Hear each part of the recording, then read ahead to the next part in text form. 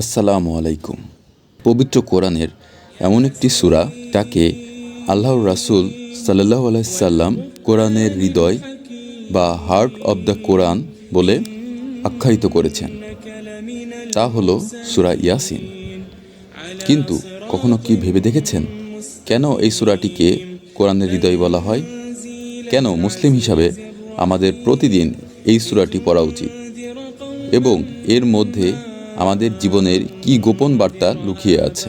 আজকের ভিডিওতে আমরা সূরা ইয়াসিনের সেই অলৌকিক রহস্য, এর ফজিলত এবং ভেতরের মূল শিক্ষাগুলো খুব সহজ ভাষায় জানব। ভিডিওটি শেষ পর্যন্ত দেখার অনুরোধ রইল, কারণ শেষের অংশটি আপনার চিন্তাভাবনা বদলে দিতে পারে। কেন একে কোরআনের হৃদয় বলা হয়?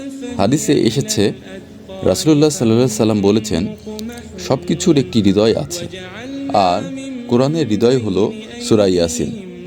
তিরমিজি। চিকিৎসা বিজ্ঞানের ভাষায় মানুষের হৃৎপিণ্ড যেমন সারা শরীরে রক্ত পাম্প করে মানুষকে বাঁচিয়ে রাখে, ঠিক তেমনি সূরা ইয়াসিন ইসলামের মূল বিশ্বাসগুলো আমাদের অন্তরে সতেজ রাখে। এই একটি সূরার ভেতরই ইসলামের 3টি মূল স্তম্ভকে চমৎকারভাবে ফুটিয়ে তোলা হয়েছে।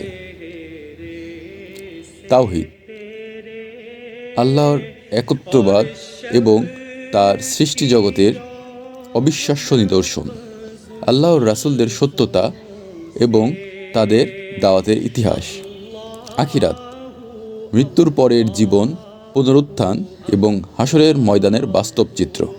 সূরা ইয়াসিনের 3টি মূল শিক্ষা ও আলৌকিকত্ব। 36 নম্বর এই মাক্কি সূরাটিতে মোট 83টি আয়াত আছে। এর গভীরে মনোযোগ দিয়ে লক্ষ্য করলে আমরা 3টি বড় শিক্ষা পাই। প্রথম শিক্ষা, সূরার শুরুতেই আল্লাহ তাআলা একটি জনপদের গল্প বলেছেন, যেখানে 3 জন নবীকে পাঠানো হয়েছিল, কিন্তু সেখানকার মানুষ অহংকার করে তাদের কথা অমান্য করেছিল। এখান থেকে আমরা শিখি সত্যকে অস্বীকার করার পরিণতি কতটা ভয়াবহ হতে পারে। দ্বিতীয় শিক্ষা, এই সূরায় আল্লাহ আমাদের চারপাশের প্রকৃতি নিয়ে ভাবতে বলেছেন। কিভাবে মৃত জমি থেকে শস্য উৎপাদন হয়, কিভাবে দিন রাতের আবর্তন ঘটে, আর কিভাবে সূর্য ও চন্দ্র নির্দিষ্ট কক্ষপথে সাঁতার কাটছে। এগুলো কোনো কাকতালীয় বিষয় নয়, একজন মহান স্রষ্টার নিখুঁত পরিকল্পনা। তৃতীয় শিক্ষা, কাফেররা প্রশ্ন করত, মানুষের হাড় যখন পচে গলে যাবে তখন তাকে জীবিত করবে। আল্লাহ সূরা ইয়াসিনের শেষে জবাব দিয়েছেন, যিনি প্রথমবার সৃষ্টি করেছেন তিনিই আবার জীবিত করবেন। আল্লাহ শুধু বলবেন, কুন, হও, আর তা হয়ে যাবে। সূরা ইয়াসিন পাঠের ফজিলত ও উপকারিতা।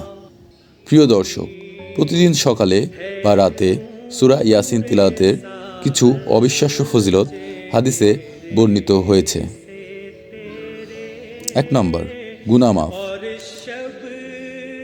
রাসূল সাল্লাল্লাহু আলাইহি সাল্লাম বলেছেন, যে ব্যক্তি আল্লাহর সন্তুষ্টির জন্য রাতে সূরা ইয়াসিন তিলাওয়াত করবে তার পূর্বের গুনাহ ক্ষমা করে দেয়া হবে। 2 নম্বর, 10 বার কোরআন খতমের সওয়াব।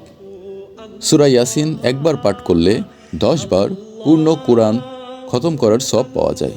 সুবহানাল্লাহ। ফজিলত 3, কঠিন কাজ সহজ হওয়া।